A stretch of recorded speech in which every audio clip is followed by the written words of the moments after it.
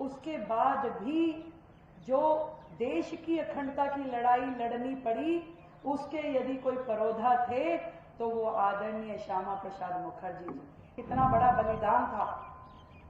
पद प्रतिष्ठा को छोड़ करके देश की एकता के लिए बलिदान देने वाले आदरणीय श्यामा प्रसाद मुखर्जी जी थे। एक बार मेरे साथ मिल करके जयकारा लगाएंगे। भारत माता की, भारत माता की, वंदे वंदे वंदे। आज जिस शख्सियत की मूर्ति के सामने हम सब लोग बैठे हैं, जिन्हें श्रद्धांजलि देने के लिए आज हम यहाँ आए हैं, हमारे बीच में केंद्रीय मंत्री आदरणीय धर्मेंद्र प्रधान जी की उपस्थिति है। हमारे आदरणीय सांसदगण यहाँ पर हैं, हमारे विधानसभा अध्यक्ष जी यहाँ पर हैं, आदरणीय मंत्री यहाँ हैं, भारतीय जनता पार्टी दिल्ली प्रदेश के आदरणीय प्रदेश अध्यक्ष जी, हमारे महामंत्री जी और आप सभी वरिष्ठ और सम्मानित कार्यकर्ता यहाँ हैं। वो शख्सियत जिसने राष्ट्र की एकता और अखंडता की लड़ाई शुरू करी। एक दौर था जब भारत को स्वतंत्र कराने के लिए लाखों स्वतंत्रता सेनानियों ने प्राण गंवाए और जीवन का संघर्ष किया। और उसके बाद जब भारत आजाद भी हो गया, उसके बाद भी जो देश की अखंडता की लड़ाई लड़नी पड़ी, उसके यदि कोई परोधा थे तो वो आदरणीय श्यामा प्रसाद मुखर्जी जी थे, जिन्होंने सिंह गर्जना में जब कहा कि एक देश में एक विधान, एक संविधान ही होगा, दो विधान दो संविधान नहीं चलेंगे, जिन्होंने ये जयकारा दिया कि ये कश्मीर हमारा है, और तत्कालिक सरकारों ने कभी इस और ध्यान नहीं दिया। तत्कालिक सरकारों ने हमेशा देश को बांटने के लिए काम किया। कभी पाकिस्तान और बांग्लादेश कर दिया, कभी कश्मीर को हमसे अलग कर दिया। उनकी सोच में, उनकी नियति में केवल अपना शासन सेफ रहे, देश उनके लिए कभी प्रायोरिटी था ही नहीं। आदरणीय श्यामा प्रसाद मुखर्जी जी जो स्वतंत्र भारत की सरकार में मंत्री थे, केवल मात्र इस कारण से कि वो सरकार कभी भी देश की प्रगति के लिए, देश की एकता के लिए सोचती ही नहीं थी, मात्र इस कारण से उन्होंने उस सरकार से मंत्री पद से इस्तीफा दिया। आप सोचिए कितना बड़ा बलिदान था। पद प्रतिष्ठा को छोड़ करके देश की एकता के लिए बलिदान देने वाले आदरणीय श्यामा प्रसाद मुखर्जी जी थे, जिन्होंने धारा 370 का विरोध किया, कहा कि भारत का अभिन्न अंग है कश्मीर, उसको इस तरीके से अलग थलग नहीं किया जा सकता। और जब कश्मीर में परमिट लेके जाया जाता था, ऐसे समय में श्यामा प्रसाद जी बिना परमिट के वहां गए, आंदोलन किया, तिरंगा फहराया और पूरे देश को यह संदेश दिया कि कश्मीर हमारा है और वो सारे का सारा है। गिरफ्तार हुए, जेल गए, और जो कथा अभी प्रदेश अध्यक्ष जी ने बताई कि मां ने पत्र लिखा कि कितनी संदिग्ध रहस्यमयी परिस्थितियों में आदरणीय श्यामा प्रसाद जी की मृत्यु हुई। मैं ये समझती हूँ कि आज हम यहाँ खड़े हैं श्यामा प्रसाद जी के समक्ष, आज सही मायने में वर्षों बाद जो इस पुण्य आत्मा को श्रद्धांजलि दी गई, वो आदरणीय प्रधानमंत्री नरेंद्र मोदी जी की सरकार के द्वारा दी गई। जब धारा 370 देश से हटाई गई, ऐसा साहसिक कार्य, ऐसा निर्णय लेने वाली सरकार सच मायने में श्यामा प्रसाद जी के चरणों में वही पुष्पांजलि है। और मैं आज राज्य की मुख्यमंत्री होने के नाते भी उनके चरणों में पुष्पांजलि देते हुए यही कहना चाहती हूँ कि उनके दिखाए हुए रास्ते पे उनकी दी हुई शिक्षाओं को लगातार देश में और जनता के बीच में पहुंचाने के काम कि राष्ट्र सर्वोपरि, उसके बाद कुछ भी आएगा। तो राष्ट्र की एकता अखंडता के लिए हर व्यक्ति, हर नागरिक, हर सरकार की जो जिम्मेदारी है उसे निभाने का जो संकल्प हम सब ने लिया है, आज फिर इसको हम अपने अंदर दोबारा से संकल्प लेते हैं कि हम हमेशा राष्ट्र की एकता और अखंडता के लिए जिएंगे और राष्ट्र की एकता और अखंडता के लिए ही प्राण निछावर करेंगे। आदरणीय प्रधानमंत्री जी को, केंद्र सरकार को और आप सभी को साधुवाद देते हुए इस पुण्य आत्मा के चरणों में फिर से पुष्पांजलि अर्पित करती हूँ कि आप हमेशा अमर रहें और देश की जनता के दिलों में रहें। आप देख रहे हैं न्यूज UNI।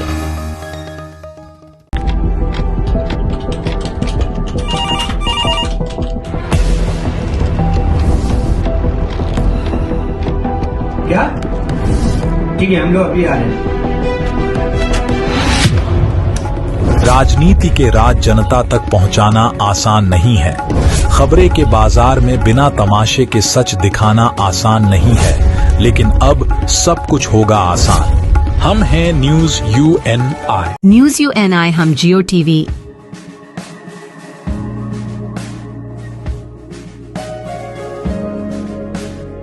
ई बाबा, हरे कृष्णा कृष्णा कृष्णा हरे हरे, हरे राम रॉक टीवी,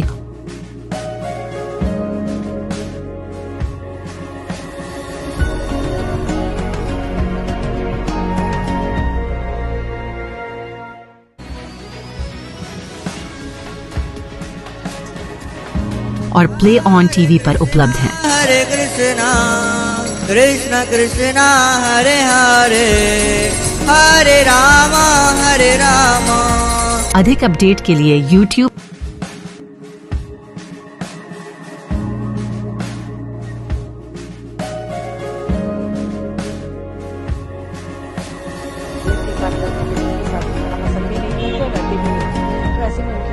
और Facebook पर फॉलो करें।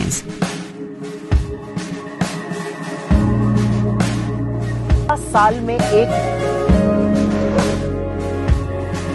ये बहुत एक छोटा रास्ता है। जो सबसे चौड़ा जो उसका स्थान है वो 21 किलोमीटर है मात्र, तो समुद्र के हिसाब से बहुत ही छोटा रास्ता है। पूरे विश्व का 20% तेल और हिंदुस्तान का 60% तेल इस रास्ते से आता है। हर एक $10 की वृद्धि अगर तेल की कीमतों में होती है तो इंडिया के विकास दर पे 0.3% की कमी होगी और मुद्रास्फीति 0.4% बढ़ जाएगा। ये बहुत एक छोटा रास्ता है। जो सबसे चौड़ा जो उसका स्थान है वो 21 किलोमीटर है मात्र, तो समुद्र के हिसाब से बहुत ही छोटा रास्ता है। लेकिन इसमें चिंता का विषय ये है कि पूरे विश्व का 20% तेल और हिंदुस्तान का 60% तेल इस रास्ते से आता है। तो अगर ये रास्ता बंद हो जाएगा तो तेल की कीमतों में बहुत भयानक बढ़ावट आएगी। अभी जैसा कि हम देखते हैं कि मई के दूसरे हफ्ते में अंतर्राष्ट्रीय बाजार में तेल की कीमतें करीब $70 प्रति बैरल थी, जो अभी ऑलरेडी बढ़ करके करीब $80-82 हो गई। और अगर ये बंद हो जाता है तो बहुत जल्दी $100 प्रति बैरल पहुंच जाएगा और उसके बाद उससे भी ज्यादा इसमें कुछ बढ़ोतरी हो सकती है। इसके अलावा विकास और मुद्रास्फीति पे भी बहुत बुरा असर पड़ेगा।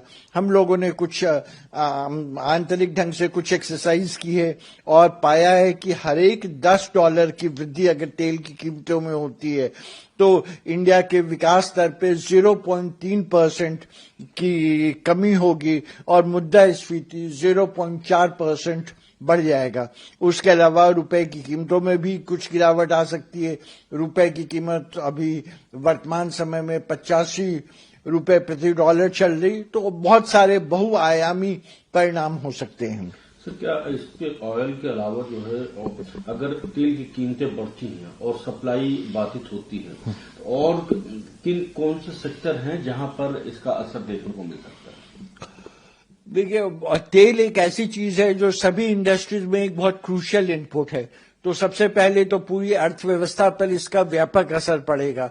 उसके अलावा अगर कुछ आप सेक्टर विशेष की बात करेंगे तो एयरलाइंस पे, केमिकल्स पे, पेंट्स पे, फर्टिलाइजर्स पे कुछ ऐसे सेक्टर्स हैं जिसपे बहुत खराब परिणाम परिणाम होगा। उसके अलावा इन्वेस्टर सेंटिमेंट, जो भारत में विदेशी निवेशक पैसा लगाते हैं, उनके लिए भी कुछ एक खराब संदेश जाता है। और हमने देखा है वैश्विक इतिहास के आधार पे हमेशा अनिश्चितता का जब माहौल होता है तो निवेशक हमेशा गोल्ड और यूएस डॉलर की तरफ भागते हैं। तो ऐसे हालात में इंडिया से कुछ पैसे का आउटफ्लो भी हो सकता है।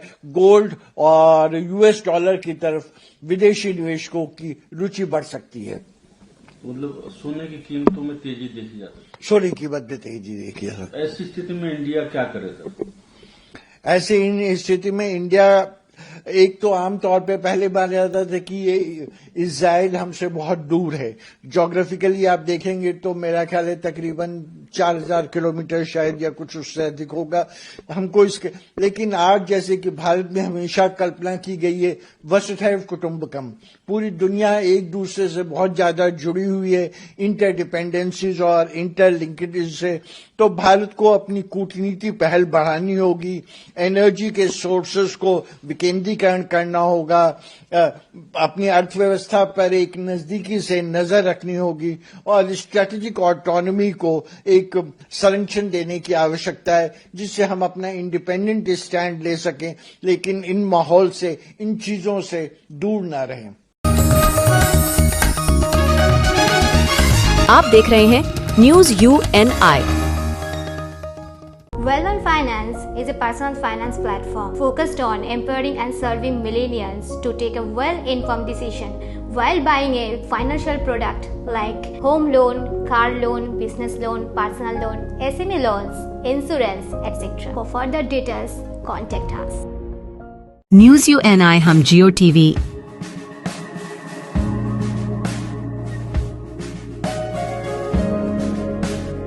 ई बाबा, कृष्णा कृष्णा कृष्णा हरे हरे हरे राम रॉक टीवी,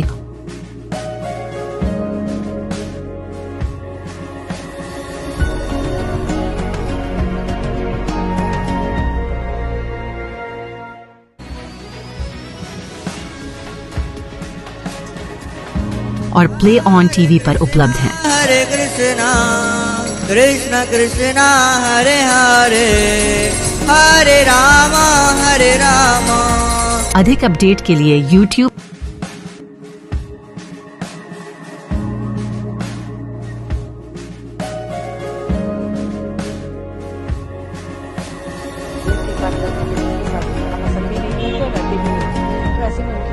और Facebook पर फॉलो करें।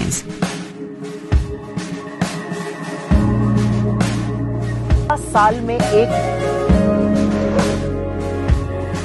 ईरान डेफिनेटली रशिया की तरफ देख रहा है।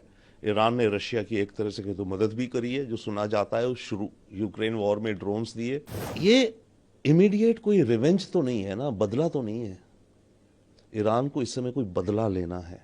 भारतीय प्रधानमंत्री मोदी जी ने जो बात करी है ईरानियन प्रेसिडेंट से, और इससे पहले हम इजराइल से भी करे हैं, उसमें हम बार बार यही दोहरा रहे हैं कि इस दुनिया में देशों को जीना होगा और दूसरों को जीने देना होगा। हम सबको सीखना होगा to learn to live and let live. खुद जियो, दूसरे को जीने दो। यही मैसेज, और कोएग्जिस्ट करो और डायलॉग करो। तो यही मैसेज प्राइम मिनिस्टर ने कल प्रेसिडेंट ईरान को दिया होगा। भारतीय विदेश मंत्रालय द्वारा जानकारी दी गई है, अब तक ईरान से जो इवैक्यूएशन का जो ऑपरेशन चल रहा है उसके तहत 1713 भारतीयों को वापस भारत लाया जा चुका है और अभी भी ये प्रोसेस चल रहा है। इवैक्यूएशन शायद मेरे ख्याल से करीब 4 से 5 हजार भारतीय हैं वहाँ से जिनको इवैक्यूएशन होना है। भारतीय सरकार बहुत एफिशिएंट और स्मार्ट और फॉरवर्ड लुकिंग है इस मुद्दे में, मैंने देखा है पिछले कई वर्षों से। राइट, यमन हुआ, सूडान हुआ, यूक्रेन हुआ, और इन सब केसेस में भारत केवल अपने ही नेशनल्स को नहीं दूसरे देशों के नेशनल्स को भी लाता है। हमारी जब कैपेबिलिटी है भाई, जब हम एक वर्ल्ड पावर, हमारी क्षमता है, तो हम औरों को भी तो हेल्प करें, खास करके ग्लोबल साउथ को। तो अभी और होंगी इवैक्यूएशंस एंड ये बहुत अच्छा कदम है क्योंकि चिंता है सबको। सर, अमेरिकन राष्ट्रपति की तरफ से एक स्ट्रॉन्ग स्टेटमेंट आया, उन्होंने मेक ईरान ग्रेट अगेन और ईरान की रिजीम की बात की कि उसे चेंज क्यों नहीं किया। जी हाँ, जो डोनाल्ड ट्रंप कह रहे हैं ये बात तो बिल्कुल चर्चा में है, और चर्चा में ही नहीं कार्यक्रम में भी है। Israeli Mossad agencies, American special agencies and all Iran के अंदर ऑलरेडी बदलाव के काफ़ी कुछ काम कर रहे हैं। ये ईरान के अंदर इनके एजेंट्स हैं, डबल एजेंट्स हैं, इंसर्जेंसी फैलवा रहे हैं और रिजीम चेंजिंग का ऑब्जेक्टिव है। अब उसे खुलेआम कहें या ना कहें, बट रिजीम चेंज यानी कि ये जो इस्लामिक लीडरशिप है इसको बदलना होगा, क्योंकि अभी न्यूक्लियर वेपन आपने निकाल दिया, 10 साल बाद, 20 साल बाद, 50 साल बाद कुछ और ये खतरा कर दें इसराइल को। नेतन्याहू को और ट्रंप को इस खतरे को हमेशा के लिए खत्म करना है। नेशन सिक्योरिटी काउंसिल ने सर एक अहम बैठक की है अमेरिका द्वारा ईरान पर हमला किए जाने के बाद। किस तरह से इस बैठक को देखते, क्या इसका कुछ असर अंतर्राष्ट्रीय स्तर पर नहीं पड़ेगा? देखिए, यूएन की जो बैठक है इसका बॉटम लाइन ये है, इसका 0 इफेक्ट होगा, क्योंकि जो भी बातें यूनाइटेड नेशंस जनरल असेंबली में होती हैं, यूएन सिक्योरिटी काउंसिल में हो, जो भी हो रेजोल्यूशन, अमेरिका उनको वीटो करेगा।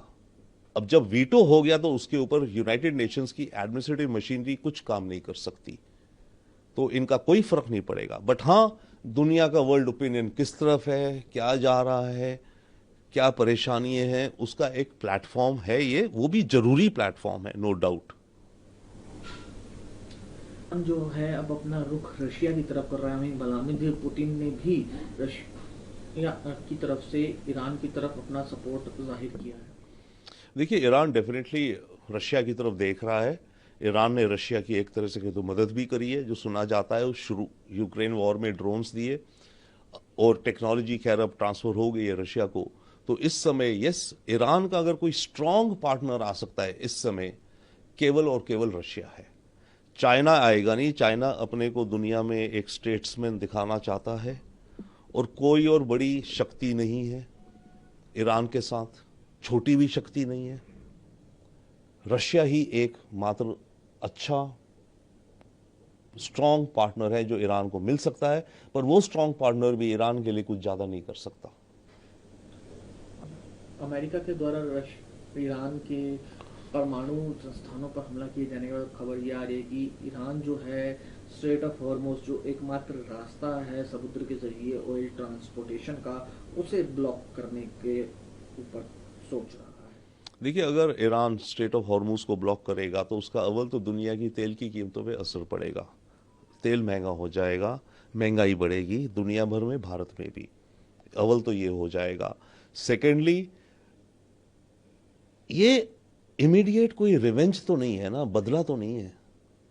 ईरान को इस समय कोई बदला लेना है, ठीक है। इससे दुनिया में इकोनॉमी में उथल पुथल होगी, 3-6 महीने तेल की कीमतें, ऑयल शॉक, स्टॉक मार्केट्स गिर रही हैं, ये वो हो रहा है, बट इमीडिएट रिवेंज तो नहीं है ना।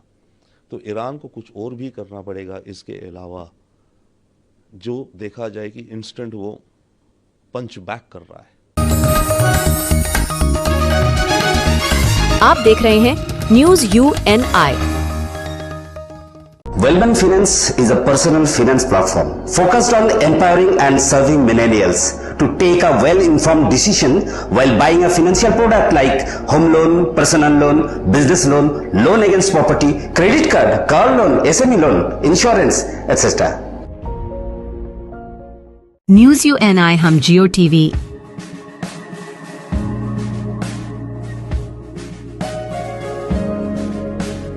E-Baba, Hare Krishna, Krishna Krishna, Hare Hare, Hare Rama, Hare Rama. Rock TV,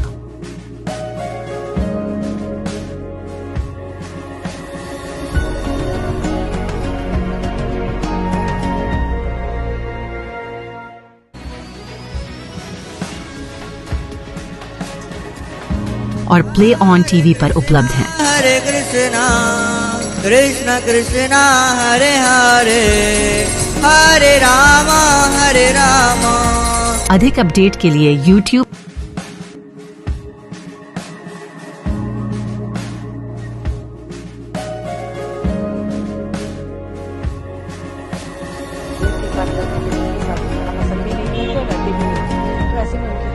और Facebook पर फॉलो करें।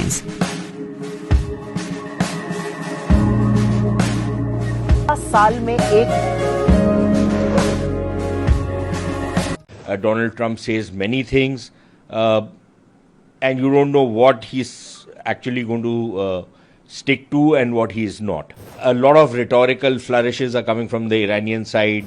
Does the United States want a long drawn-out war? It's already got into 2 or 3 wars. It's a very messy situation. Right now, there are a lot of statements doing the rounds. One is Donald Trump's statement. How seriously does one take Donald Trump?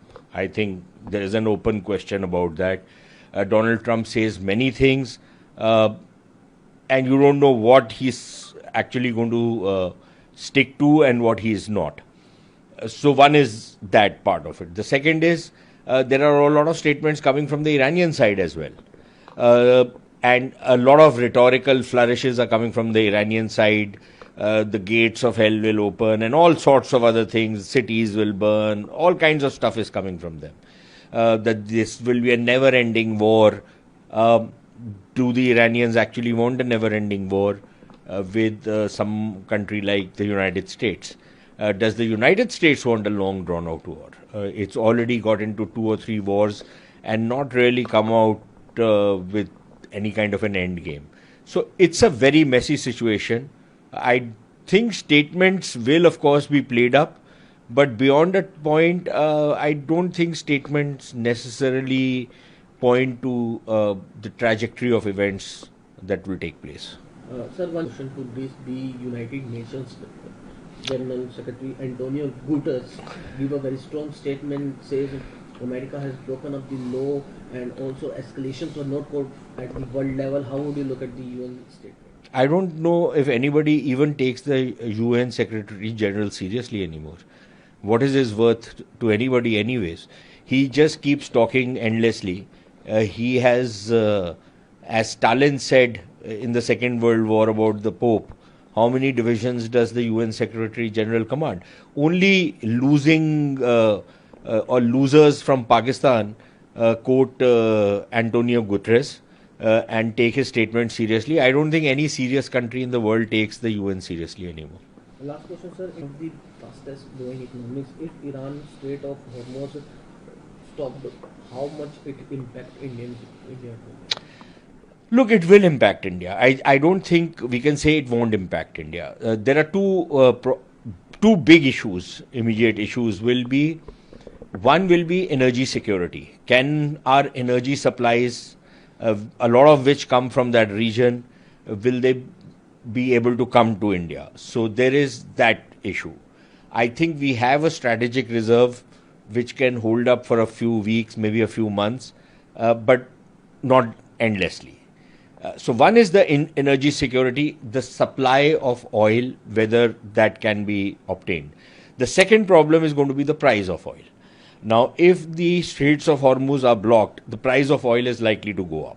So even if you can divert your energy supplies from other countries, you can buy from Venezuela, you can buy from Russia, you can buy from Nigeria, many other countries, Angola. Even if you can divert your supplies from, say, Saudi Arabia or Iraq, which are one of our main suppliers, the question is the price of oil. If it goes up, then that has an impact on our economy. That has an impact on the global economy. So yes, that will have. And then if the war spreads, then we have another problem. We've already seen Operation Sindhu, in which we got our students and other people who were living in Iran out. But supposing the war spreads, we have far more people living in places like UAE, Saudi Arabia, many of the other Arab countries. And if the war spreads, then it is virtually impossible to pull people out and bring them to safety. So there is the question of the diaspora. And then the fourth thing is about our trade flows. We do a lot of trade, for example, with UAE, with Saudi Arabia, with many of the other countries. If the sea routes become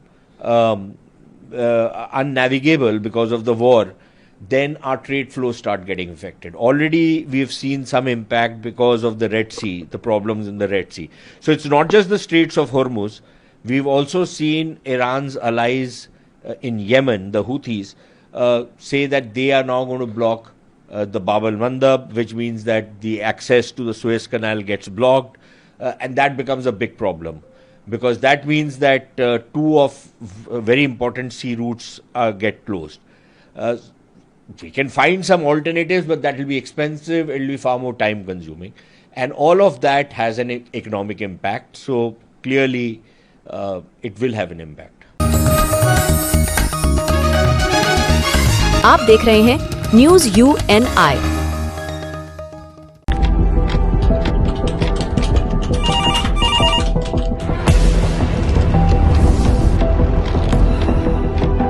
क्या? ठीक है, हम लोग अभी आ रहे हैं। राजनीति के राज जनता तक पहुंचाना आसान नहीं है। खबरें के बाजार में बिना तमाशे के सच दिखाना आसान नहीं है, लेकिन अब सब कुछ होगा आसान। हम हैं न्यूज UNI। न्यूज UNI हम जियो टीवी,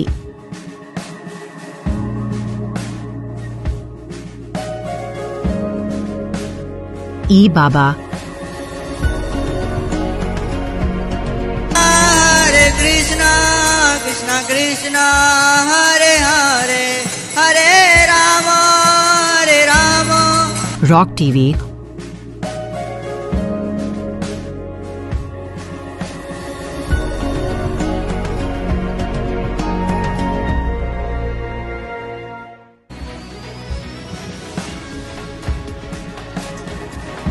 और प्ले ऑन टीवी पर उपलब्ध हैं। हरे कृष्णा कृष्णा कृष्णा हरे हरे हरे राम हरे राम। अधिक अपडेट के लिए YouTube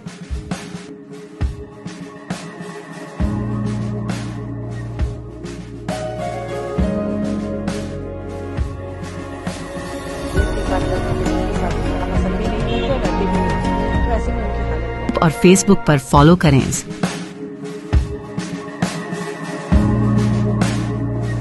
साल में एक 1953 को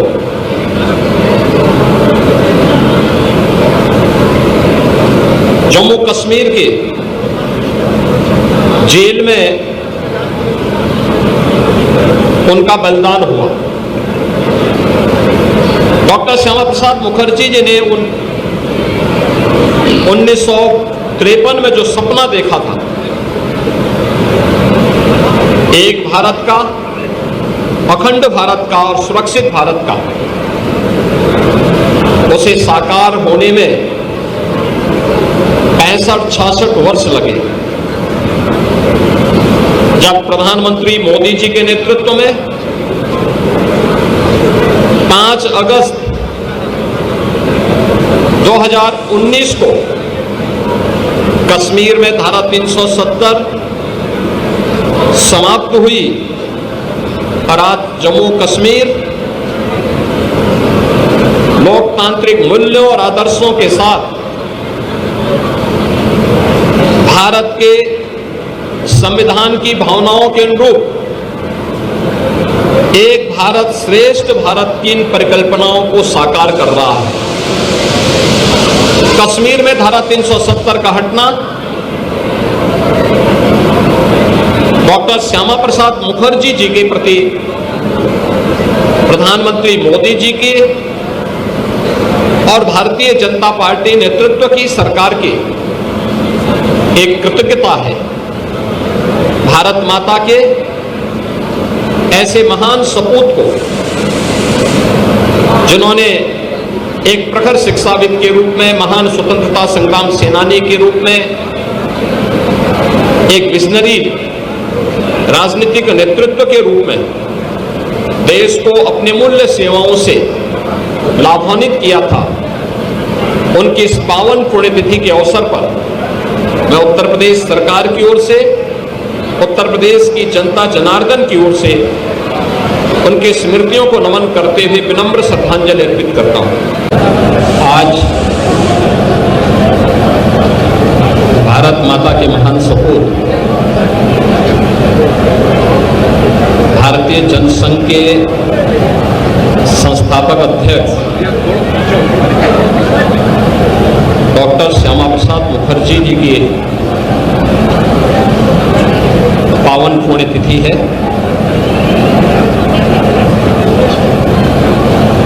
आज ही के दिन 1953 में डॉक्टर श्यामा प्रसाद मुखर्जी जी ने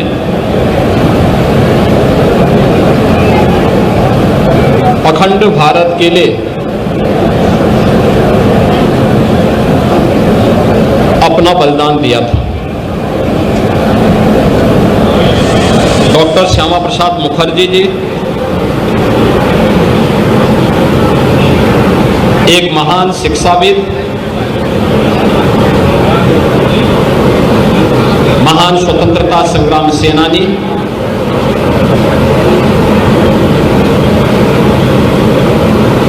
और एक भारत श्रेष्ठ भारत के स्वप्न दृष्टा थे। स्वतंत्र भारत में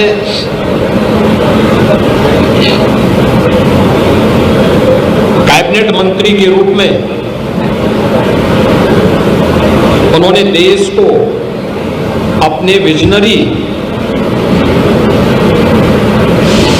नेतृत्व से लाभान्वित करके देश की औद्योगिक नीति को तय करने में बड़ी भूमिका का निर्वहन किया था।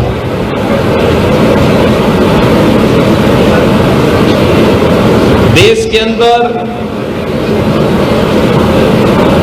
खाद्य आवश्यकता की पूर्ति की जा सके, खाद्य मंत्री के रूप में भी स्वतंत्र भारत के पहले मंत्री के रूप में उन्होंने एक बड़ी भूमिका का निर्वहन किया था। उन्होंने केंद्रीय कैबिनेट से पंडित नेहरू के नेतृत्व की सरकार के द्वारा आजादी के तत्काल बाद राष्ट्रीय एकता और अखंडता के साथ किए जा रहे खिलवाड़ को देखते हुए उन्होंने इस्तीफा दे दिया था और भारतीय जनसंघ के पहले अध्यक्ष के रूप में उन्होंने देश के अंदर एक नई राजनीतिक शुरुआत को आगे बढ़ाया था। जब आजादी के तत्काल बाद संविधान लागू 1950 में हुआ, 1952 में प्रथम आम चुनाव के बाद देश के संविधान में धारा 370 को डाल करके राष्ट्रीय एकता को चुनौती देने का काम तत्कालीन सरकार ने किया था। कश्मीर में परमिट सिस्टम लागू किया गया और देश की सुरक्षा के साथ राष्ट्रीय एकता और अखंडता को स्वयं सरकार में बैठे हुए लोग ही चुनौती देने लग गए थे। तब एक देश में एक प्रधान, एक विधान और एक निशान का उद्घोष करते हुए डॉक्टर श्यामा प्रसाद मुखर्जी जी ने कश्मीर में प्रवेश किया था। उनको गिरफ्तार कर लिया गया। हिरासत में ही 23 जून 1953 को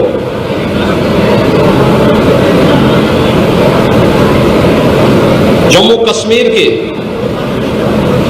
जेल में उनका बलिदान हुआ।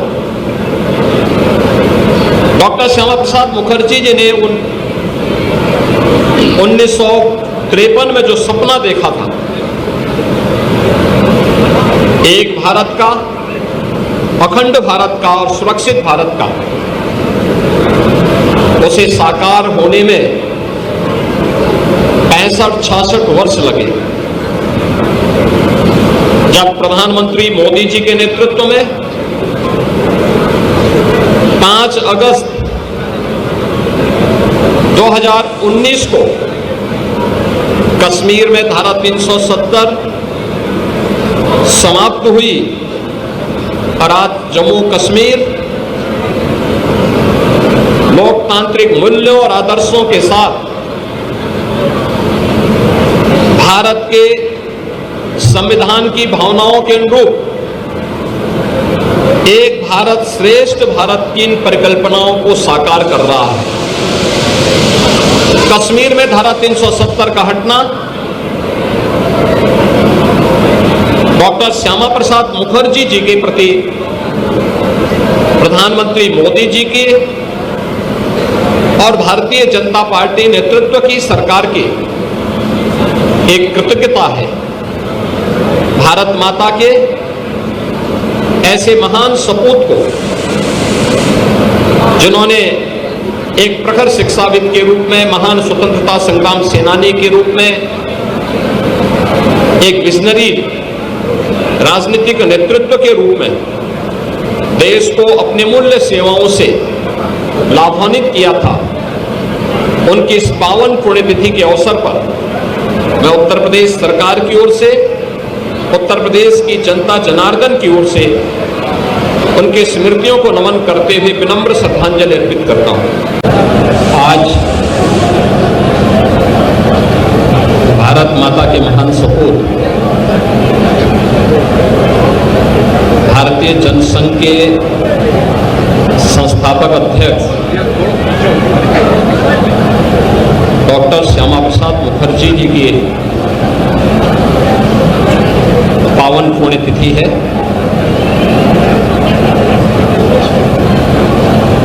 आज ही के दिन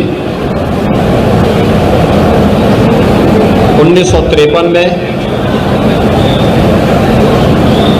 डॉक्टर श्यामा प्रसाद मुखर्जी जी ने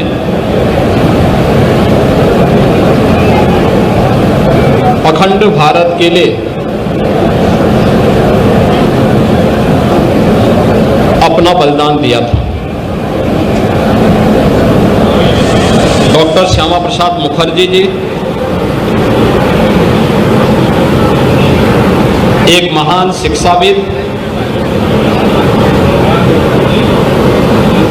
महान स्वतंत्रता संग्राम सेनानी,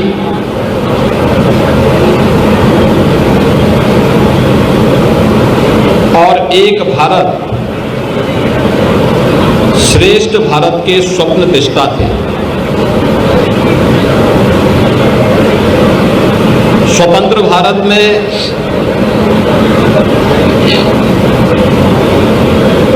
कैबिनेट मंत्री के रूप में उन्होंने देश को अपने विजनरी नेतृत्व से लाभान्वित करके देश की औद्योगिक नीति को तय करने में बड़ी भूमिका का निर्वहन किया था।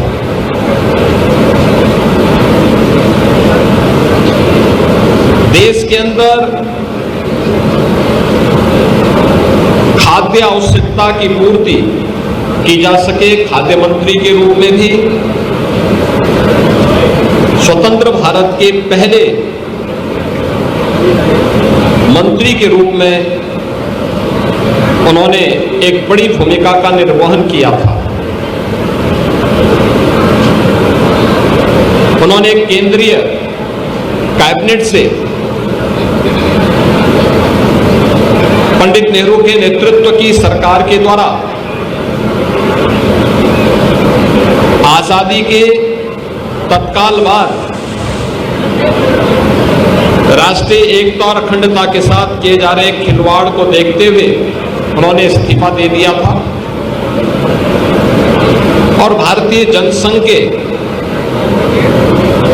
पहले अध्यक्ष के रूप में उन्होंने देश के अंदर एक नई राजनीतिक शुरुआत को आगे बढ़ाया था। जब आजादी के तत्काल बाद संविधान लागू 1950 में हुआ, 1952 में प्रथम आम चुनाव के बाद देश के संविधान में धारा 370 को डाल करके राष्ट्रीय एकता को चुनौती देने का काम तत्कालीन सरकार ने किया था। कश्मीर में परमिट सिस्टम लागू किया गया और देश की सुरक्षा के साथ राष्ट्रीय एकता और अखंडता को स्वयं सरकार में बैठे हुए लोग ही चुनौती देने लग गए थे। तब एक देश में एक प्रधान, एक विधान और एक निशान का उद्घोष करते हुए डॉक्टर श्यामा प्रसाद मुखर्जी जी ने कश्मीर में प्रवेश किया था। उनको गिरफ्तार कर दिया गया। हिरासत में ही 23 जून 1953 को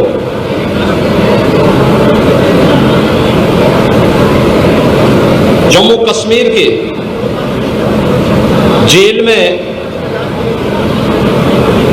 उनका बलिदान हुआ। डॉक्टर श्यामा प्रसाद मुखर्जी जी ने 1953 में जो सपना देखा था, एक भारत का, अखंड भारत का और सुरक्षित भारत का, उसे साकार होने में 65-66 वर्ष लगे। जब प्रधानमंत्री मोदी जी के नेतृत्व में 5 अगस्त 2019 को कश्मीर में धारा 370 समाप्त हुई और आज जम्मू कश्मीर लोकतांत्रिक मूल्यों और आदर्शों के साथ भारत के संविधान की भावनाओं के अनुरूप एक भारत श्रेष्ठ भारत की इन परिकल्पनाओं को साकार कर रहा है।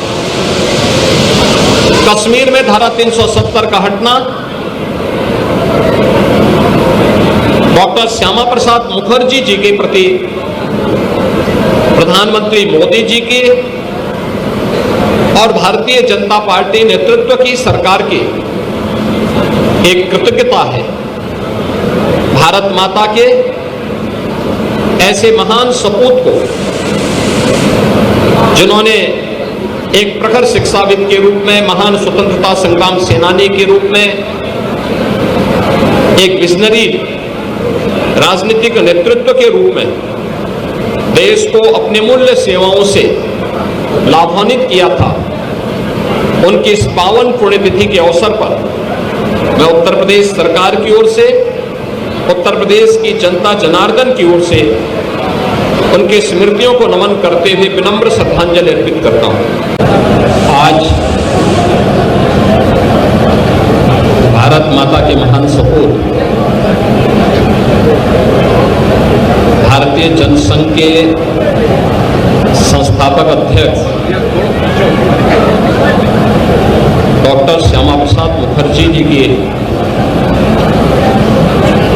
पावन पुण्यतिथि है।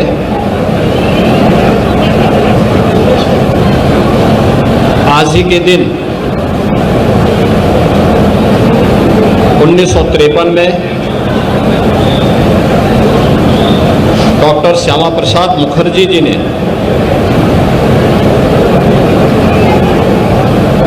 अखंड भारत के लिए अपना बलिदान दिया था। डॉक्टर श्यामा प्रसाद मुखर्जी जी एक महान शिक्षाविद, महान स्वतंत्रता संग्राम सेनानी,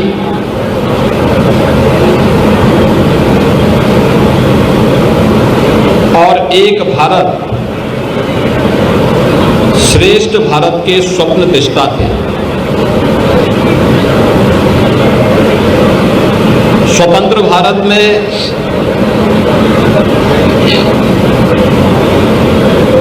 कैबिनेट मंत्री के रूप में उन्होंने देश को अपने विजनरी नेतृत्व से लाभान्वित करके देश की औद्योगिक नीति को तय करने में बड़ी भूमिका का निर्वहन किया था।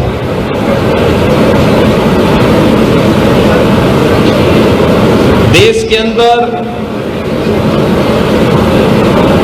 खाद्य आवश्यकता की पूर्ति की जा सके, खाद्य मंत्री के रूप में भी स्वतंत्र भारत के पहले मंत्री के रूप में उन्होंने एक बड़ी भूमिका का निर्वहन किया था। उन्होंने केंद्रीय कैबिनेट से पंडित नेहरू के नेतृत्व की सरकार के द्वारा आजादी के तत्काल बाद राष्ट्रीय एकता और अखंडता के साथ किए जा रहे खिलवाड़ को देखते हुए उन्होंने इस्तीफा दे दिया था और भारतीय जनसंघ के पहले अध्यक्ष के रूप में उन्होंने देश के अंदर एक नई राजनीतिक शुरुआत को आगे बढ़ाया था। जब आजादी के तत्काल बाद संविधान लागू 1950 में हुआ, 1952 में प्रथम आम चुनाव के बाद देश के संविधान में धारा 370 को डाल करके राष्ट्रीय एकता को चुनौती देने का काम तत्कालीन सरकार ने किया था। कश्मीर में परमिट सिस्टम लागू किया गया और देश की सुरक्षा के साथ राष्ट्रीय एकता और अखंडता को स्वयं सरकार में बैठे हुए लोग ही चुनौती देने लग गए थे। तब एक देश में एक प्रधान, एक विधान और एक निशान का उद्घोष करते हुए डॉक्टर श्यामा प्रसाद मुखर्जी जी ने कश्मीर में प्रवेश किया था।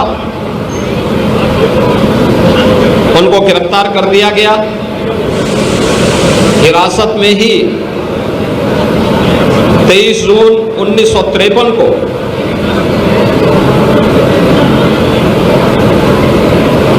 जम्मू कश्मीर के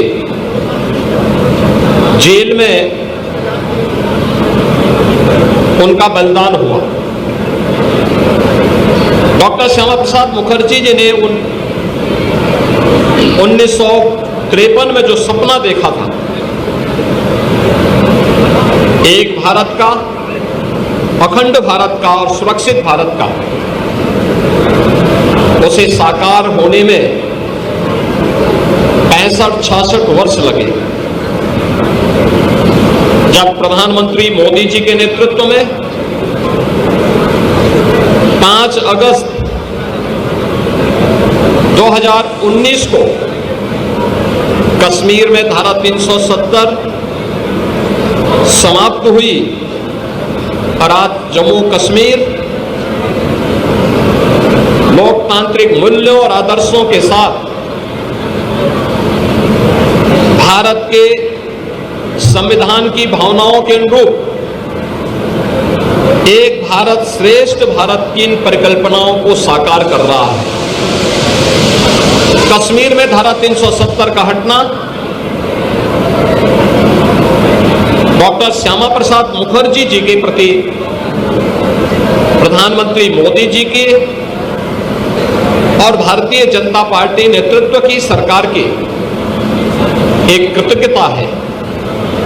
भारत माता के ऐसे महान सपूत को, जिन्होंने एक प्रखर शिक्षाविद के रूप में, महान स्वतंत्रता संग्राम सेनानी के रूप में, एक विजनरी राजनीतिक नेतृत्व के रूप में देश को अपने मूल्य सेवाओं से लाभान्वित किया था, उनकी इस पावन पुण्यतिथि के अवसर पर मैं उत्तर प्रदेश सरकार की ओर से, उत्तर प्रदेश की जनता जनार्दन की ओर से उनके स्मृतियों को नमन करते हुए विनम्र श्रद्धांजलि अर्पित करता हूं। आज भारत माता के महान सपूत भारतीय जनसंघ के संस्थापक अध्यक्ष डॉक्टर श्यामा प्रसाद मुखर्जी जी की पावन पुण्यतिथि है।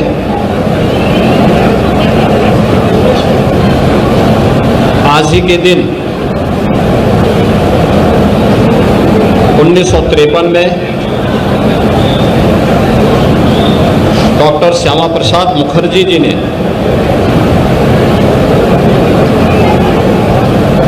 अखंड भारत के लिए अपना बलिदान दिया था। डॉक्टर श्यामा प्रसाद मुखर्जी जी एक महान शिक्षाविद, महान स्वतंत्रता संग्राम सेनानी,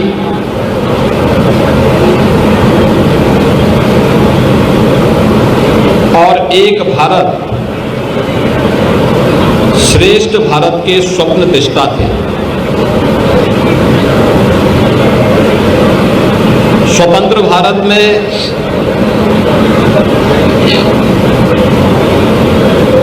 कैबिनेट मंत्री के रूप में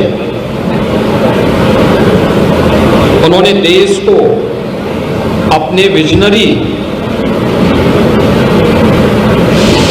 नेतृत्व से लाभान्वित करके देश की औद्योगिक नीति को तय करने में बड़ी भूमिका का निर्वहन किया था।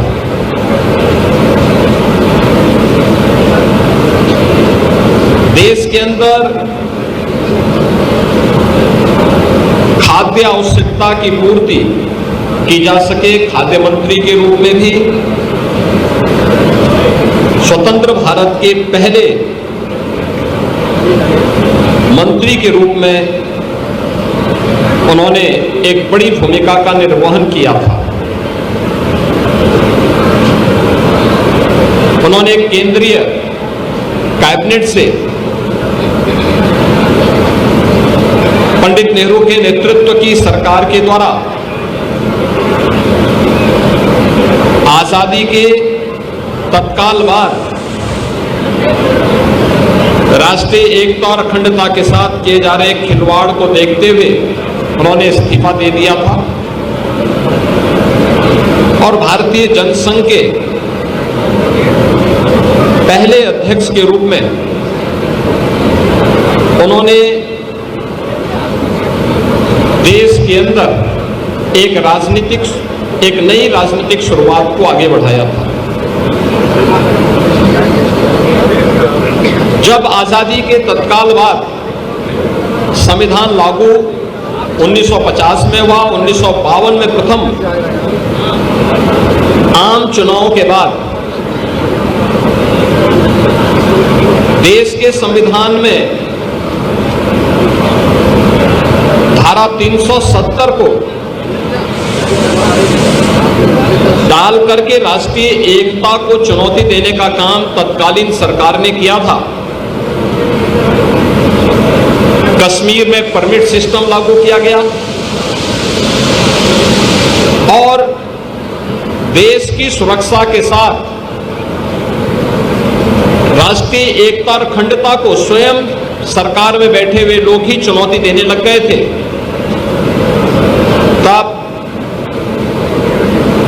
एक देश में एक प्रधान, एक विधान और एक निशान का उद्घोष करते हुए डॉक्टर श्यामा प्रसाद मुखर्जी जी ने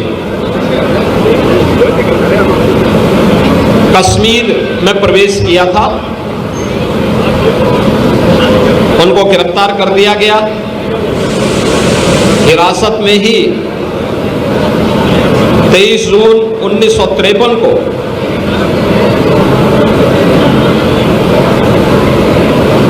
जम्मू कश्मीर के जेल में उनका बलिदान हुआ। डॉक्टर श्यामा प्रसाद मुखर्जी जी ने 1953 में जो सपना देखा था, एक भारत का, अखंड भारत का और सुरक्षित भारत का, उसे साकार होने में 65-66 वर्ष लगे। जब प्रधानमंत्री मोदी जी के नेतृत्व में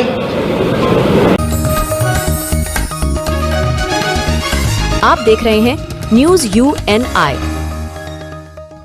Wellman Finance is a personal finance platform focused on empowering and serving millennials to take a well-informed decision while buying a financial product like home loan, personal loan, business loan, loan against property, credit card, car loan, SME loan, insurance, etc. News UNI हम जियो TV,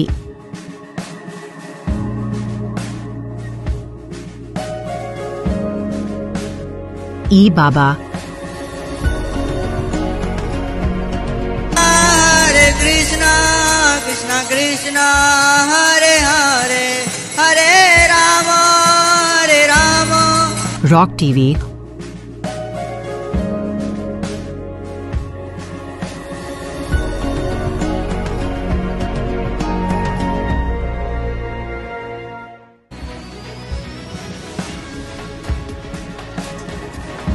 और play on TV पर उपलब्ध हैं। हरे कृष्णा कृष्णा कृष्णा हरे हरे, हरे राम अधिक update के लिए YouTube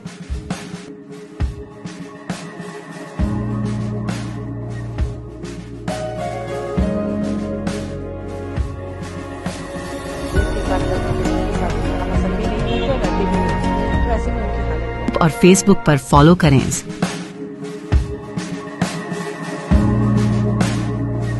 साल में एक Your favorite channel News UNI is now available on these OTT platforms.